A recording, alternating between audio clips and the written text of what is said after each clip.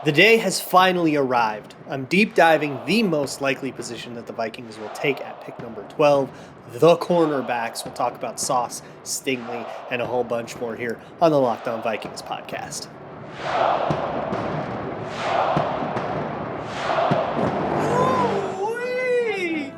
You are Locked On Vikings, your daily Minnesota Vikings podcast, part of the Locked On Podcast Network, your team every day. Welcome, everybody, to another episode of the Locked On Vikings podcast, part of the Locked On Podcast Network, your team every day. As always, I am your host, your pal in the kid you copied off in math class. My name is Luke Braun. You can find me on Twitter at Luke Braun NFL, shows on Twitter at Locked On Vikings. Thank you so much for making Locked On Vikings your first listen of the day. This Mother's Day, give mom something she'll treasure forever with fine jewelry from BlueNile.com. And Locked On Sports listeners get $50 off of $500. Use code Locked On at checkout. Today, big day, cornerback day. Look, the draft is tomorrow, and I kind of wanted to put this off to the last minute so that we could kind of talk about this with the draft right in sight, have it really, really fresh in our minds for the actual day, because there is a very high likelihood that one of the 6 players that I will discuss today is a Minnesota Viking. I'd actually be pretty surprised if none of them were. So let's dive into them. I'm going for 6. I said yesterday I'd go for 7 or 8. Didn't make it. So let's dive in right after I forgot to tell you my plan for this week and this weekend, and where you can find me and stuff. You can find the ultimate mock draft on Odyssey. That is all up. I picked twice in that. 2 first rounders, baby. That's all of us Locked On hosts got together. There's analysis from like Michael Irvin and Jason Lockam4 and all sorts of cool people. You can find me on Locked On Live, which will be on the Locked On NFL YouTube page, and on kind of a spattering of a whole bunch of other live shows and podcasts around Vikings world. You will be able to find Locked On Vikings shows all the way up through the week, as usual. So we'll have a Thursday show. We'll have a Friday show recapping Thursday night. We'll have a Saturday show recapping Friday night, little bonus. Sunday show recapping Saturday and day 3. And a show the next Monday recapping undrafted free agency, sort of wrapping the whole thing up. And then I'm going to take a week off. So you kind of get most of next week a little early where we go through the weekend. But otherwise, then my voice and my brain are going to need some time off because this takes a lot out of me. So basically 8 podcasts in a row. This is the 3rd of them. And we're going to have a show every morning recapping the last day of the draft and an undrafted free agency one.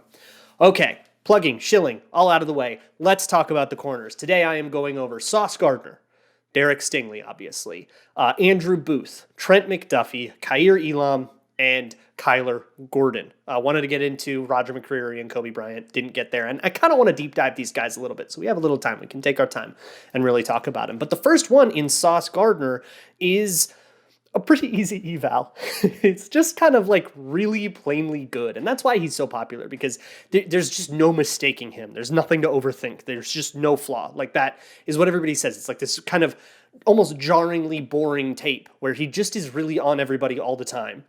But there are things that he does to get there, and that's, I think, what frustrates me a lot about cornerback analysis is there's a lot of, well, he's sticky in man coverage. Okay, how did he get sticky, right? How did he win position? How did he win off the line? How did he avoid, getting beat by that release and stuff?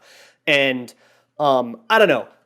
When I watched Sauce's tape, my initial reaction was, holy Christ. Like, he's just insane. His tape is nuclear. It's just completely insane, and I can't really hype it up enough. So part of what makes him sticky is that he has really good instincts, and you can tell he's feeling, not thinking, in the best way. That he's, he can just sort of sense when it's going to break. He can see, okay, the wide receiver's sinking in his hips. Now it's time to attack. He's a very, very physical jammer at the line of scrimmage. So he's like very good at knocking you off your timing, that kind of thing. And he's very, very aggressive about it. He doesn't play afraid of anything. And as a cornerback, that might just be the most important thing. He is not afraid of anything. And he just has this like absolutely infectious swagger, and he's sauce, right? He's got a chain with his name on it, that kind of thing. It's the sort of thing that brings a little juice to a locker room, I think. I think it's a really like positive locker room influence. It reminds me of the influence Stephon Diggs had when he was here, that he would just get people excited and he had this electricity that just rubbed off on everybody around him. And he did that at Cincinnati too. So it's hard to oversell. I think both he and Derek Stingley can be like shadow corners, which is insanely valuable. Guys that you can just plop them on with sauce. You can plop him on everybody's wide receiver one, everybody's superstar. This dude should be able to island up all of them. I think that's what you're getting. And that's why I've said on the show in the past, and I still believe it even after watching tape on all these guys. If I picked one overall in this draft, kind of no matter what my team was, Sauce Gardner would be my pick. If I ran the Jaguars, I'd be picking Sauce Gardner. If I ran the Lions and the Jaguars took like Trevon Walker or whatever, I would pick Sauce Gardner. If I ran the Texans, I would pick Sauce Gardner. Although right now Derek Stingley is the odds-on favorite to go third overall, which is very interesting. So, look, if you wanted to nitpick, Sauce has mild grabbies. He's a little bit grabby. He'll get some holding penalties at the next level. That'll, I think, get ironed out over time. But look, he's a completed product. His feet do what they're supposed to do. His eyes do what they're supposed to do. His hips are fluid. His instincts are good. He knows what he's looking at. He has the route recognition, the pattern recognition. He trusts it so he can go make those aggressive plays when it's appropriate. Athleticism's great. He's 6'3". He's long. He has the arm. There's no hole. He has everything that you could ever want in a corner. And if you made one in a lab, it'd be this guy. And if you gave him the perfect corner's brain, it'd be this guy. Look at him. He's good. That's my analysis. My comp for him is the Madden creative player you would make that is your own avatar that you wanted to be a superstar. He's just perfect. Let's move on to Derek Stingley, though, who's a much more interesting prospect and somebody that was probably the most popular guy to be mocked to the Vikings through this whole draft season. And now it looks like he's not going to make it to the Vikings. So I think we all know, and if you didn't, his freshman tape is absolutely insane. But okay, so what's good about it? His freshman tape is one of the best cornerback seasons we've ever seen, and it was from an 18-year-old, and that was super, super exciting. So what was good about it? And to me, what jumps out is a big one is his ball skills, and specifically his discipline for when to look, right? When to turn his head, where his eyes are supposed to be. When you're tracking a ball in the air, if you're in good position, you're in your wide receiver's pocket and it's a go route and the quarterback just throws up the 50-50 ball, you don't want to turn your head too early. He'll run away from you. You turn your head too late, he catches it in your face. So you have to use the wide receiver. You have to keep your eyes on the wide receiver, and it's kind of like look it outside in, right? Eyes on the wide receiver to the outside and then turn around and look inside to where the ball is. And he's really good at that, and he's gotten better at that too. I think to me what jumps out, he's a very patient corner in a very good way. He's very content to sit back, let you declare what you're doing. There's a lot of soft press and there's a lot of read steps, which are basically just tiny little shuffles where you don't back off too much. You don't jam or anything. You just sort of shuffle your feet a little bit and you are just watching. You're just watching the wide receiver do what he's going to do, and you get information and then you can react to it. But that is kind of how Devonta Smith got his goat. So back in 2019 championship LSU season, Devonta Smith absolutely torched Derek Stingley. Got a bunch of touchdowns on him, beat him inside a ton. And I think what happened there is he took advantage of those read steps where he would, kind of be sitting there reading, reacting, and Devonta Smith just exploded off the line to the inside. And Devonta Smith, very good wide receiver, has that explosion to really take advantage of that. And so Stingley was a little too patient. And that's going to be where he gets got at the next level, I think. And I think it just means you have to be a little bit more aggressive sometimes. He's just a little too responsible. He's like the main character in a Manic Pixie Dream Girl rom-com who's a little too uptight, and needs some blue-haired Zooey Deschanel character to unlock his inner desire to be a kid again, So he also has tiny, mild grabbies. A lot of these corners do coming out of college. It's not a huge deal. So then 2020 and 2021 happened, and those seasons were just not as good. The freshman year was unbelievable. I nitpicked it a lot, but it was unbelievable. And then 2020 came, and it was COVID, and it was a 3-game season, and he kind of didn't do a lot. He was playing through a little bit of a toe injury, and then 2021, he had a Lisfranc injury, another foot thing. So he was playing through injury for all of that. And a lot of people thought, well, did he get bored? Does he have no motivation? That kind of thing. What's good is that the Vikings have the defensive coordinator from 2020, Darante Jones, was an LSU D coordinator in 2021. So he was there. He saw it. He saw Derek Stingley go.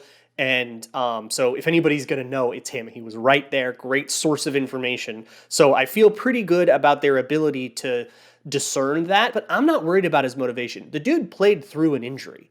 Like, he gutted out an injury, and the injury is probably going to cause bad play more than and I'm going to blame an injury way before I ever blame a player's effort.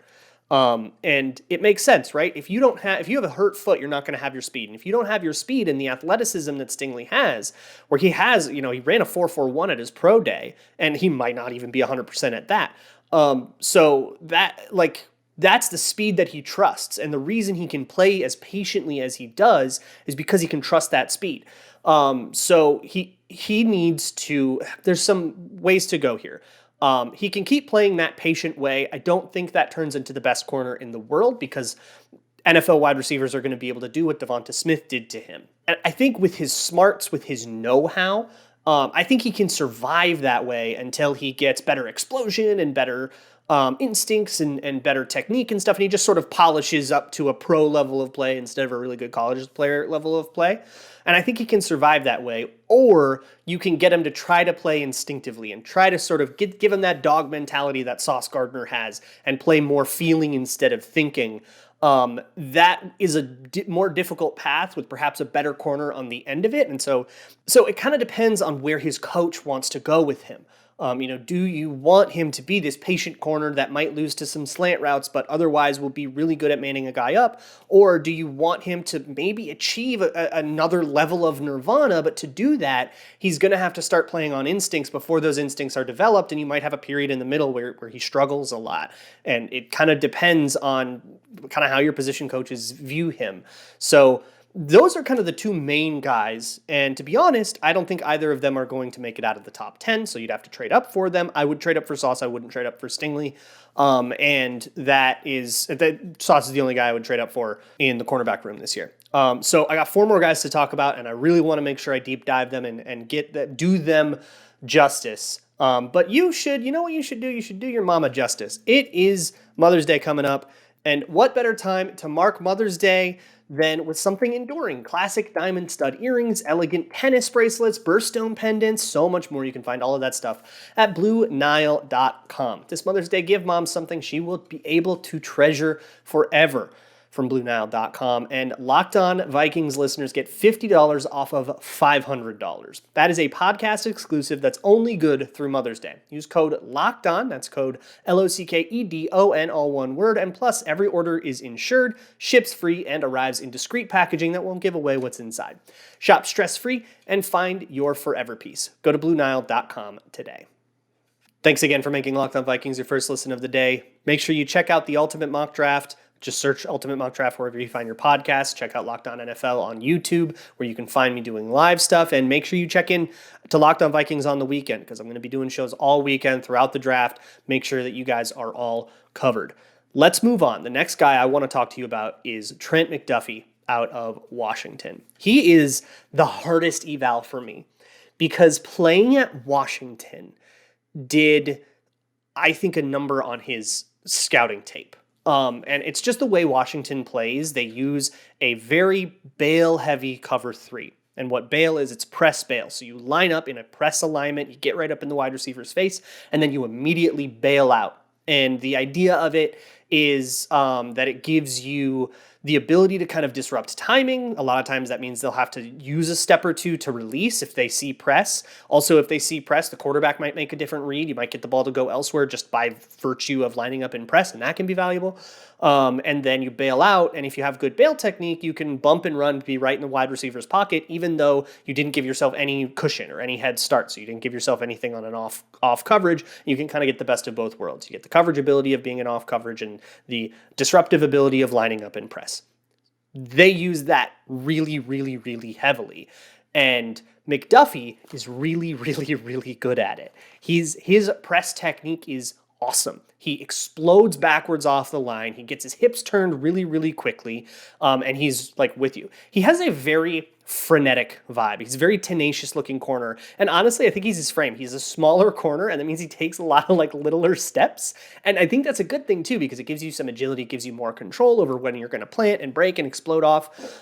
So it's flexible, I guess, footwork. And he has just insane pattern recognition. I mean, this is one of the headier corners we've seen come out of college. He knows what he's looking at. He knows how to adjust defenses. He knows how to take advantage of route concepts. He knows when to come off of this and go attack that. And he's very confident in it. And he's got a great quick trigger downhill when it comes to like blowing up screens and stuff like that. It's very well suited for the increasing complexity that is going into NFL defenses. These match concepts can get really complicated with a lot of rules, and these young guys can struggle a lot. And I think McDuffie, you can just load it all into his brain, and he's going to do great. He's very useful in run support. He triggers down. He's willing, but he's small, and he plays like he's small. I think it's okay. He might get bullied on fades and stuff. I think I informally compared him to what if Mike Hughes was good. That's kind of like where he landed for me. But here's where I think he is. I think his best role, so like, how do you use that, right? I haven't seen him like press or jam a lot, like two-hand punch, really get aggressive a lot, because that's just not how Washington played. And he's got really good bail technique in cover 3 where you're playing a deep third zone and you've got to get back to it, but also line up and press. And he has that athleticism. And so for me, the ideal landing spot for Trent McDuffie would be in a Zimmer-style man-match cover 7 defense. I talked about this a little bit yesterday in the mailbag. Man-match cover 7 defense as the apex, which is a very mentally strenuous position. It looks like slot corner. It lines up like a slot corner. It's not Nickel Roby-Coleman. It's a much more involved job that involves deep coverage a lot and a lot of pattern recognition and all this stuff. And I think he would be so good at it. He has to learn it, and he has to, I think, change the technique a little bit. He can't play press bail as committed as he does. But I think that's just something he does because it's Washington. I don't think that's difficult to coach out of him. I think you just have to say, oh yeah, maybe don't explode backwards off the line quite as much. You'll die to a slant if you do that in the slot, right? So I don't know if that's not the Vikings, right? That would be a different team. If he came to the Vikings, he would probably just be a press bail corner. And like, you can make a living as a press bail corner in a man corner. That's Josh Norman. Josh Norman is one of the better corners we've seen in a long time. And he basically lived in press bail, and Trent McDuffie can probably follow in those footsteps. Nobody's saying he's going to be as good as Josh Norman. That dude's awesome. But you can kind of follow in those footsteps maybe and try to be that guy. So I think, and zone match is great. He's good at zone match, and the Vikings will run zone match, or rather he has the skill set to be good in zone match, and the Vikings can do that. So I don't think he's a bad scheme fit for the Vikings or anything like that, but I think he's a better scheme fit somewhere else. So I think another team should value him more highly than the Vikings do. But hey, like in the ultimate mock draft, I got Trent McDuffie at pick 30 after trading up back from the second round, like trading back into the first round. That would be awesome value. So like, I still have him very comfortably as a first round player, but not quite Saucer Stingley. The next guy I want to talk about is Andrew Booth. This dude I really struggled with this guy.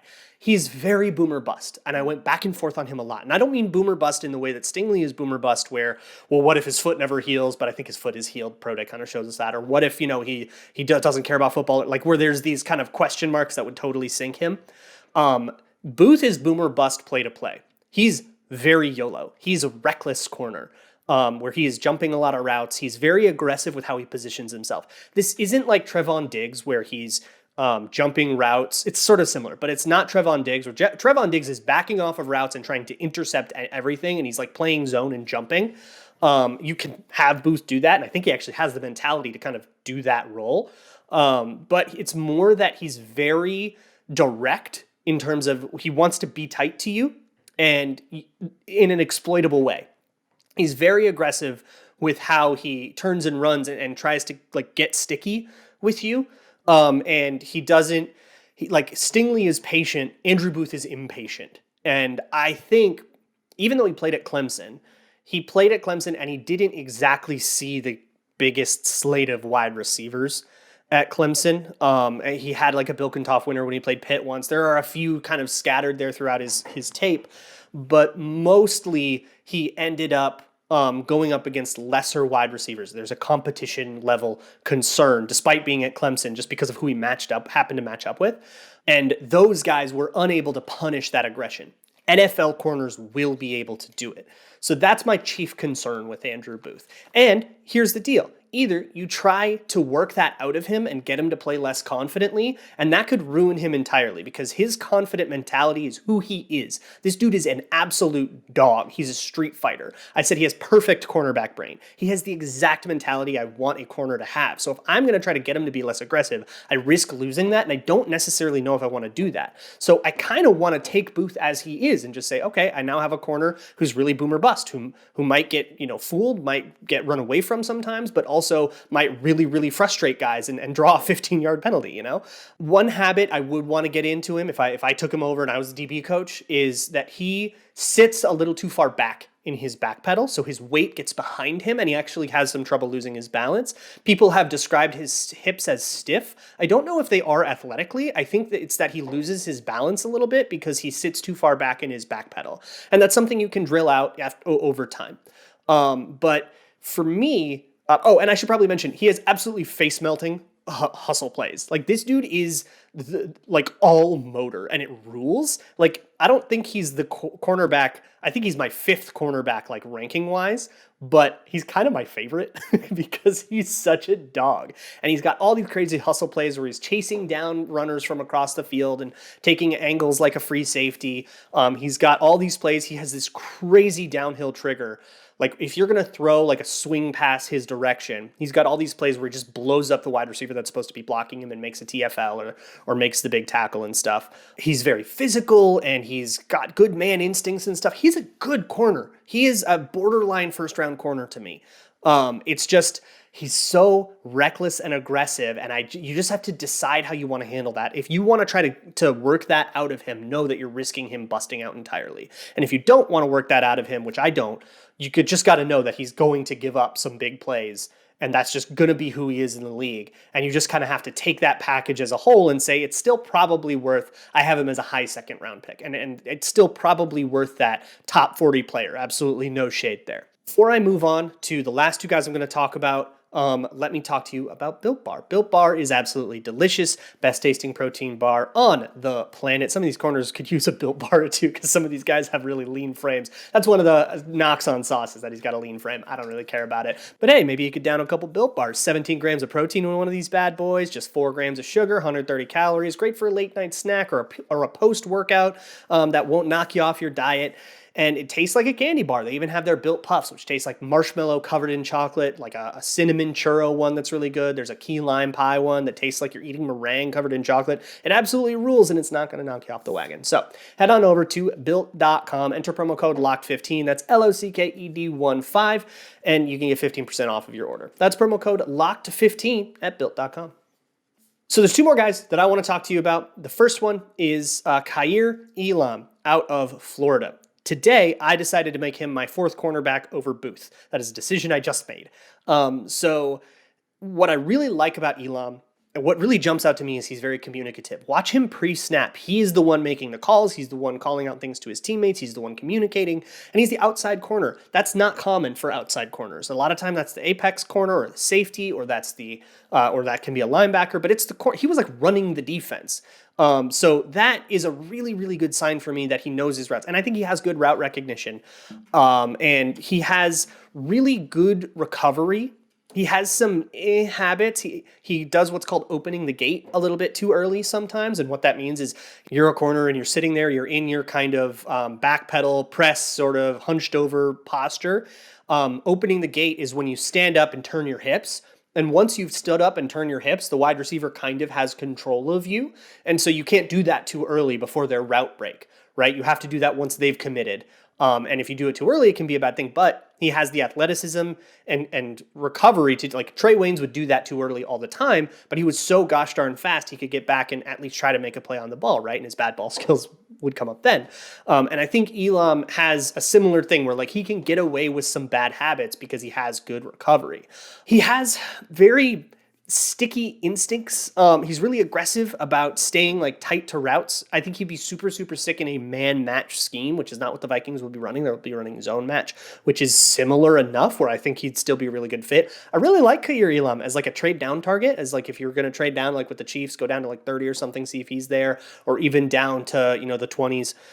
His favorite move is what I will call soft press. And I called it soft press. Some people call soft press something else, but what I'll call a soft press is you line up and press. You're not bailing out, but you're not using your hands. You're just using the alignment and kind of body presence to influence the route. And if they try to go through you, you'll use your hands and you'll fight a guy off. But a lot of times it forces receivers to declare where they're going to be. They need to release outside you or inside you, and then he can choose his technique accordingly.